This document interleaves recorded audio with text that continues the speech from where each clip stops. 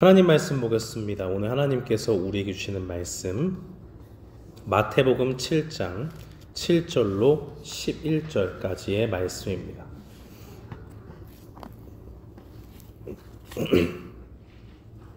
신약성경 마태복음 7장 7절로 11절까지의 말씀, 우리 다 찾으신 줄 알고 함께 봉독하겠습니다. 구하라 그리하면 너희에게 주실 것이요, 찾으라 그리하면 찾아낼 것이요, 문을 두드리라 그리하면 너희에게 열릴 것이니 구하는 이마다 받을 것이요, 찾는 이는 찾아낼 것이요, 두드리는 이에게는 열릴 것이니라. 너희 중에 누가 아들이 떡을 달라 하는데 돌을 주며 생선을 달라 하는데 뱀을 줄 사람이 있겠느냐? 너희가 악한 자라도 좋은 것으로 자식에게 줄 줄 알거든 하물며 하늘에 계신 너희 아버지께서 구하는 자에게 좋은 것으로 주시지 않겠느냐. 아멘. 저는 본문 말씀 마태복음 7장 7절로 11절 말씀을 통해서 구하고 찾고 두드리라 라는 제목으로 주의 말씀을 선포하겠습니다. 30년이 넘게 경찰 생활을 하신 분이 쓴 책이 있습니다. 고독사에 관한 책인데요. 이 고독사는 사회적 타살입니다 라는 책을 썼어요. 오랜 그 경찰의 그런 경험을 가지고 쓰게 됐는데, 이분이 범죄 현장에 막 가다가 나중에는 이제 특별히 고독사 하시는 분들, 쓸쓸히 홀로 죽음을 맞이할 수밖에 없는 분들을 찾아가게 됩니다. 그래서 그곳에서 보니까 신고가 들어와서 보니까 벌써 많이 시신이 부패해 있고 이런 것들을 보게 되었습니다.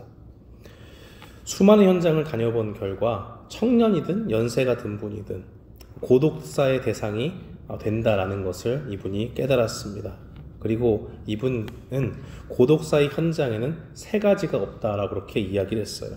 보호자가 없고 돈이 없고 그 다음에 희망이 없다라고 그렇게 이야기를 합니다. 그런데 이 세 가지를 가만 보면 이름만 다르지 결국 한 가지가 부재한 거예요. 바로 그들을 돌봐줄 진정한 보호자의 부재가 그것입니다. 부모 곁에 있는 자녀들은 부모님이 살아계실 때는 자기가 얼마나 큰 행복을 받고 있는지를 전혀 알지 못합니다. 그런데 그 당시에는 자신이 얼마나 행복한지를 잘 모르고 살아가다가 부모님이 없어지면, 부재하면 그제서야 깨닫게 돼요. 내가 생각할 이 모든 짐들을 부모님이 다 짊어지셨구나. 내가 고민해야 될 것들, 내가 앞으로 빌도 내야 되고 렌트비도 내야 되고 보험도 들어야 되고 어디가 더 싸고 어디가 더 좋은지 나는 전혀 모르는데 부모님은 이런 말을 나한테 한마디도 묻지 않고 그저 온전히 자신의 짐으로 졌구나라는 것을 생각합니다. 부모님 밑에 있을 때는 이런 거 생각할 필요가 없죠. 공부만 열심히 하고 학교 잘 다니고 또 미래를 위해서 열심히 준비만 하면 됩니다. 그런데 보호자가 없다, 이제 부모님이 없다 라고 한다면 그제서야 모든 세상의 짐을 떠안고 철이 들게 됩니다. 부모님이라는 존재, 보호자라는 존재가 정말 나에 꼭 필요하고 정말 그렇게 든든한 존재였구나라는 것을 깨닫게 되는 겁니다. 나이가 들면 이제 부모님들이 연약해지시죠. 병원에 입원이라도 하면 보호자란에 이제는 상황이 바뀌어서 자녀가 자기의 이름을 사인합니다. 이제 늙고 병든 부모 곁에 자녀가 있고 이제 그 자녀가 부모님을 대신해서 부모님이 여태까지 나를 보호해 주신 것처럼 이제는 자기가 그 역할을 감당하겠다는 뜻에서 사인을 하게 되죠. 그러나 이런 자녀도 부모도 없이 보호자의 부재 속에서 살아가는 사람들이 얼마나 많이 있는지 모릅니다. 또 설사 우리에게 육신의 보호자가 있다고 해도 그들이 멀리 떨어져 있기라도 한다면 인간 보호자는 실제로 존재하나마나한 존재가 될 수 있습니다. 그러므로 우리는 부모님도 좋고 나이가 들어서 의지할 수 있는 자녀가 보호자인 것도 좋지만 더 나은 보호자를 의지하는 것이 가장 좋은 방법입니다. 그분이 바로 우리 하나님이라는 사실입니다. 진정한 문제 해결은 어디에 있을까요? 사회적으로 약자를 보호하지 못하는 그런 데 있지 않고요. 모든 제도는 완벽하지 않기 때문에 언제나 공백이 생기고 허점이 생기기 마련입니다. 그렇다면 진정한 문제의 해결은 우리의 참 보호자 되시고 완벽한 보호자가 되시는 그 하나님 아버지를 믿고 그분께 모든 것을 구하는 겁니다. 우리 주님은 오늘 본문 말씀에서 무엇을 말씀하십니까? 예수님은 명령과 약속을 통해서 우리에게 하나님께 간절히 기도하라 말씀하십니다. 예수님은 우리에게 구하고 찾고 두드리라 명령하셨습니다. 7절 말씀은 증거하기를 구하라 그리하면 너희에게 주실 것이요 찾으라 그리하면 찾아낼 것이요 문을 두드리라 그리하면 너희에게 열릴 것이니 말씀합니다. 여기서 구하라, 찾으라, 두드리라 라고 하는 이 동사들은 모두 현재 명령형으로 되어 있습니다. 그것은 우리가 기도를 할 때에 끊임없이 매일매일 하나님 앞에 간절히 계속적으로 해야 된다는 것을 분명히 말하고 있습니다.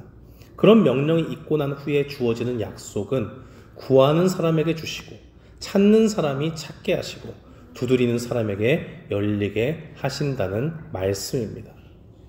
여기서 우리는 간절히 기도할 때 하나님이 들으시고 응답하신다는 사실을 분명히 기억해야 됩니다. 하나님은 누가 무엇을 기도하는지를 알고 계십니다. 세상에는 사람들이 너무 많아요. 그런데 어떻게 하나님께서 그 모든 것을 기억하실까? 우리가 의심한다고 해도 하나님의 능력에는 제한이 없습니다. 누가 기도하는지 또 기도를 간절히 하나님 앞에 하는지를 아시고 간절히 주님을 찾고 구하고 또 구하는 사람에게 응답해 주십니다. 그래서 잠언서 8장 17절은 증거하기를 나를 사랑하는 자들이 나의 사랑을 보며 나를 간절히 찾는 자가 나를 만날 것이니라 라고 그렇게 증거합니다. 실례로 우리에게 성경은 하나의 스토리를 통해서 이것이 사실임을 입증합니다. 열왕기하 20장의 히스기야 왕의 기도를 우리는 기억하죠. 열왕기하 20장에서 이사야 선지자는 하나님의 말씀을 히스기야 왕에게 전합니다. 메시지의 내용은 간단합니다. 너는 오늘 죽는다.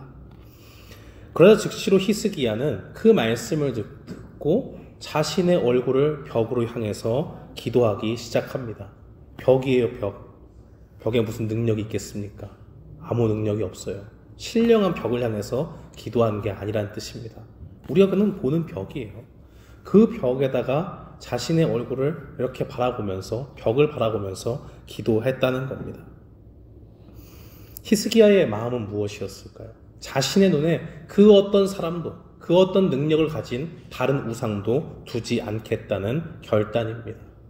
나를 살려주실 분은 지금 내 눈앞에 보이지 않지만 분명히 나를 이끌어와 주신 그 하나님밖에 없으니 내 눈에는 오직 그 주님만 바라보겠다라는 결단으로 나아가는 겁니다.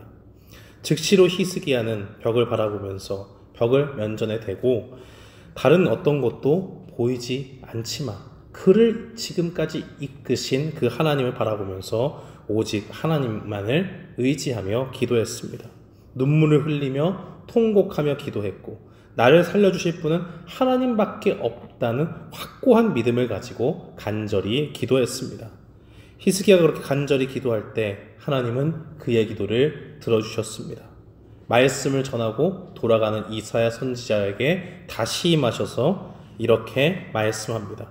내가 히스기야에게 이렇게 이야기하라고 얘기하는 거예요. 내가 너의 기도를 들었고 내 눈물을 보았노라. 내가 너를 낫게 하리니 라고 그렇게 말씀을 전하라고 다시 이사야 선지자에게 말씀을 주십니다.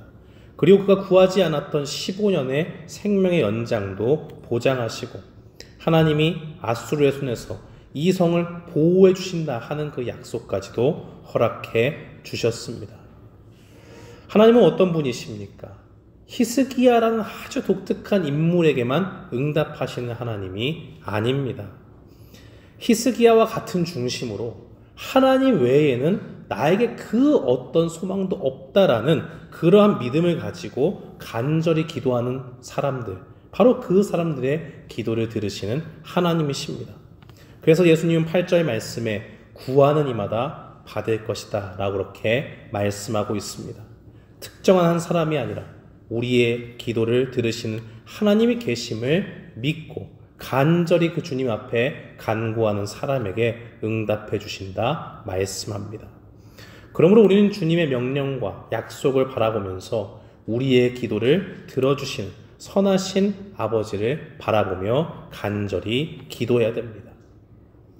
우리 주님은 명령과 약속을 통해서 간절히 계속적으로 주님 앞에 기도하라고 알려주실 뿐만이 아니라 이어지는 말씀을 통해서 우리에게 기도의 대상이 누구인지 바로 알려주십니다.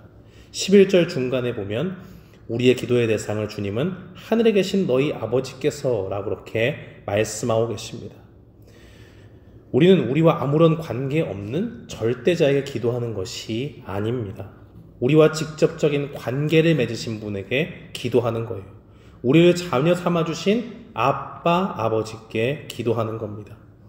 로마서 8장 15절은 증거하기를 너희는 다시 무서워하는 종의 영을 받지 아니하고 양자의 영을 받았으므로 우리가 아빠, 아버지라고 부르짖느니라 라고 그렇게 증거하고 있습니다.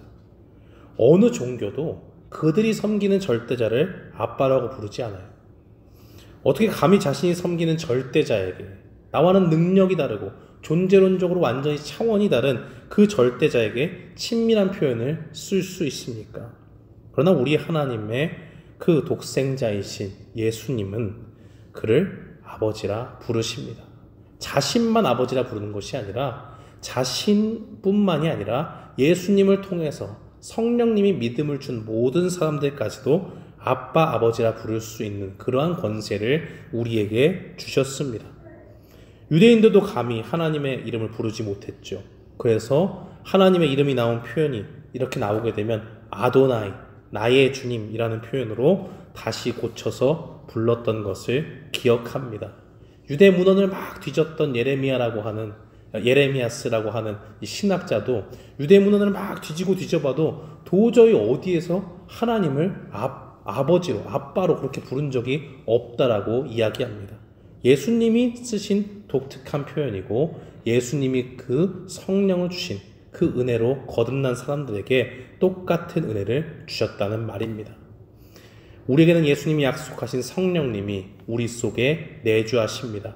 성령님은 오직 하나님의 자녀들에게만 허락됩니다.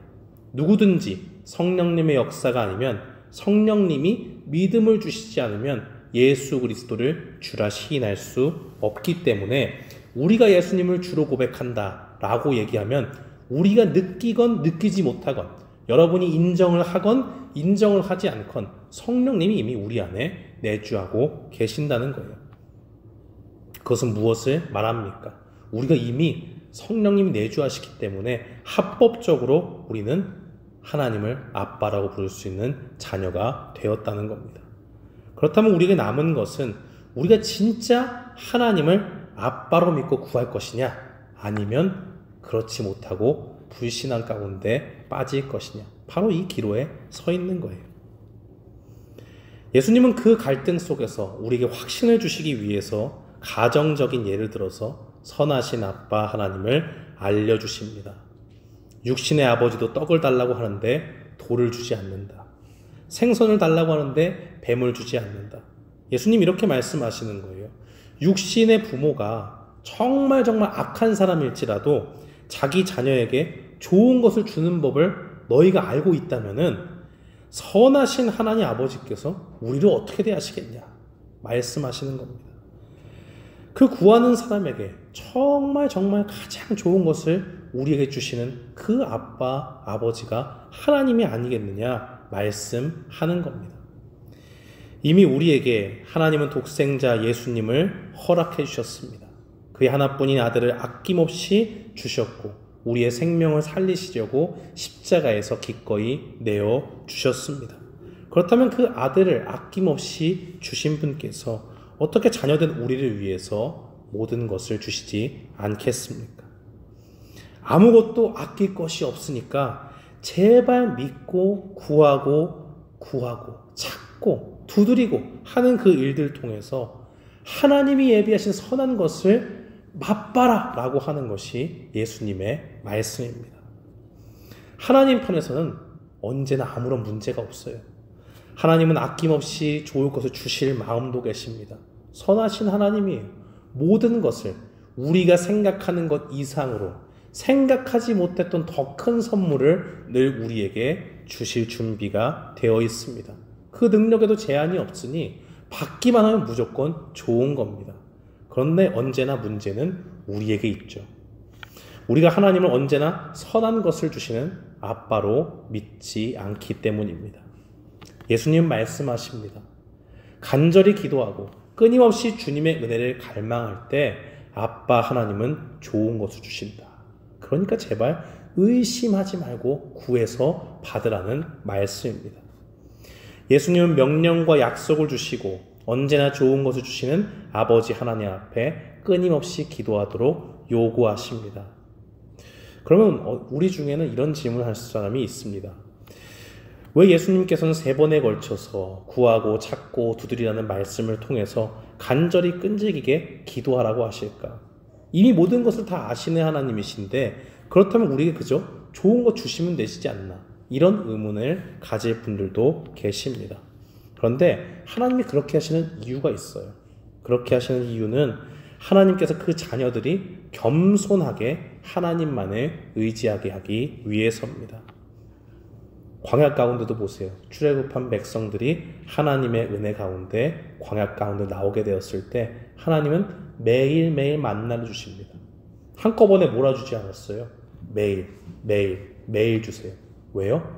하루 하나님의 은혜 없이 살 수 없다는 걸 훈련시키시고 그것을 통해서 가나안 땅에 들어갔을 때도 이제 씨 뿌리고 좋은 땅에서 다 나니까 좋다 하는 것이 아니라 씨를 뿌릴 때도 하나님 씨를 뿌립니다. 싹이 잘 날 수 있도록 도와주십시오. 잎이 났습니다. 잎이 나면 감사합니다. 오늘도 비를 주셔서 잘 날 수 있도록 도와주시고 우거져 있어요. 해가 들지 않아요. 하나님 오늘도 주님이 해주시지 않으면 내가 아무것도 얻을 수 없습니다. 이 좋은 땅에서 주님이 주신 땅에서 아무것도 수확할 수 없으니 주님 오늘도 주님이 비를 내려주십시오 라고 하는 그 기도를 이 훈련을 거쳐야지만이 할 수 있는 겁니다. 예수님이 요구하시는 기도도 같은 종류의 훈련입니다. 하나님이 무엇이 필요한 것인지 몰라서 안 주시는 것이 아니에요. 우리를 괴롭히려고 하시는 것이 아닙니다. 아이가 구하지도 않았는데 필요할 것 같아서 주면 아이들은 그것을 귀한 줄 모릅니다. 또 아이가 그때그때 원하는 것을 말할 때 언제나 모든 것을 주면 그 버릇이 나빠지죠. 현명한 부모는 언제나 생각을 하고 줍니다. 그저 아이의 짧은 지혜와 생각으로 원한 말하는 것이 무엇을 내가 좋다라고 하는 것이 다 좋지 않다는 것 압니다. 그래서 더 깊고 높은 차원에서 부모님의 시선에서 그것을 필요도 없고 심지어 해롭기까지 한 그것을 바라보면서 절대로 주지 않을 때가 있습니다. 하나님은 기다리십니다. 우리가 하나님이 주시는 것을 받을 준비가 될 때까지 기다리십니다. 그 준비는 우리가 선하신 하나님을 아빠로 믿고 따를 준비가 되었는가입니다. 그 믿음의 확신 속에서 구하면 주신다. 더 좋은 걸 주시지 하나님 주신 것 중에 나쁜 게 없다라는 그러한 확신을 가지고 간절히 기도할 때까지 하나님은 기다리십니다. 그래서 주님은 구하라. 그리하면 주실 것이요 라고 말씀합니다. 야고보 사도도 너희가 얻지 못함은 구하지 아니하기 때문이요 라고 그렇게 말씀하고 있습니다. 그렇다면 우리 아빠 하나님께서 모든 좋은 것을 주시는 것으로 알고 주님께 간절히 기도할 때 우리는 무엇을 기도해야 됩니까? 3가지를 우리는 기억해야 돼요. 첫 번째는 기도는 바른 지식을 전제로 한다는 겁니다. 야고보서 4장 3절 말씀에 보면 야고보 사도는 이렇게 증거합니다. 구하여도 받지 못함은 정욕으로 쓰려고 잘못 구하기 때문이다 라고 말합니다. 우리는 기도를 구하라고 하니까 내가 원하는 거 다 하나하나 구하면 주시겠네 하고 막 구해요. 그러다 못 받으면 실망하죠. 그리고 하나님의 말씀은 옳지 않다. 이거 말씀대로 되지 않네 라고 얘기합니다. 그러나 우리는 언제나 바른 지식을 전제로 기도해야 됩니다. 유명한 복음주의권의 설교자였던 마틴 로이 존스 목사님은 이렇게 고백했습니다. 나는 하나님께서 내가 어쩌다가 구하는 것을 기꺼이 다 행하지 않으시는 것을 감사한다. 나는 하나님이 내가 구하는 특정한 것들을 주지 않으신 것, 그리고 내 앞에서 특정한 문들을 닫으신 것에 대해서 진실로 감사드린다 라고 그렇게 말합니다. 아니, 유명한 목사님이에요. 들으면 야, 하나님 살아계시구나 이런 말씀을 선포하는 목사님인데 왜 이 목사님이 이렇게 고백합니까? 하나님의 말씀을 힘있게 선포했던 이 로이드 존스 목사님도 자신이 기도 가운데 얼마나 어리석었는지를 스스로 고백하는 말입니다. 우리는 이미 어른이라고 말하지만 하나님 앞에 뱀을 구하는 어린아이처럼 굴 때가 많습니다. 그저 내 앞에 유익만을 보고 나의 생각과 판단으로 주님 이거 주십시오 라고 구할 때가 많다는 거예요. 그러나 우리 주님은 언제나 우리가 원하는 것을 다 주시지 않습니다. 다만 주님의 뜻에 맞을 때만 우리에게 허락하십니다. 야고보서의 말씀처럼 하나님과는 상관이 없고 내 욕심을 채우기 위해서 구할 때 하나님은 거절하시는 은혜를 베푸십니다. 그렇다면 기도할 때 우리에게 필요한 것은 무엇입니까? 두 번째로 기억해야 될 것이 우리의 기도가 하나님의 뜻에 맞는 기도가 되어야 된다는 겁니다. 이 일을 위해서 우리는 절대적으로 성령님의 은혜에 의지해야 됩니다. 성령님은 하나님의 깊은 것이라도 통달하십니다. 그래서 에베소서 6장 18절 말씀은 증거하기를 모든 기도와 간구를 하되 항상 성령 안에서 기도하고 이를 위하여 깨어 구하기를 항상 힘쓰며 여러 성도를 위하여 구하라라고 말씀하고 있습니다. 모든 기도와 간구를 하래요. 그죠? 그런데 항상 성령 안에서 기도하고 성령님 밖이 아니라 성령님 안에서 기도하라는 거예요. 우리가 기도할 때 성령님께서는 우리의 잘못된 기도를 바꿔주세요. 바른 길로 인도해 주십니다. 왜냐하면 로마서 8장 26절 말씀에 우리는 마땅히 기도할 바를 알지 못한다라고 그렇게 기록되어져 있기 때문입니다. 오직 성령님이 말할 수 없는 탄식으로 우리를 위해서 친히 간구하십니다. 그때예요. 뱀을 달라고 구할 때 그것이 아니라 하나님의 뜻은 뱀이 아니다. 너희에게 가장 좋은 것 주신다라는 것을 분명히 알려주신다는 겁니다. 우리는 우리의 지혜로 하나님의 뜻이 어디에 있는지 모를 때가 너무나 많습니다. 그런데 그 가운데 성령님을 의지하고 성령님 지금 나의 기도를 인도해 주십시오 라고 기도할 때 우리가 경험하지 못했던 깨닫지 못했던 말씀을 깨닫게 하시고 그 말씀 그대로 순종하는 기도를 올려드리게 됩니다. 21살 때 사역을 처음 나갔는데 너무 나가기 싫더라고요. 무섭고 두려우니까 하나님 저는 이거 못 나갑니다. 열심히 기도했어요. 새벽마다 기도했어요. 하루가 지나고 이틀이 지나고 3일이 지나고 4일이 지나니까 하나님이 입을 열어서 맡겨주시면 열심히 하겠습니다라고 기도하게 하셨습니다. 제가 너무 어안이 벙벙해가지고 하던 기도를 멈추고 내가 지금 이게 무슨 기도를 했나 라고 그렇게 생각을 했는데 성령님이 이끄시면 우리의 생각도 태도도 바뀌게 됩니다.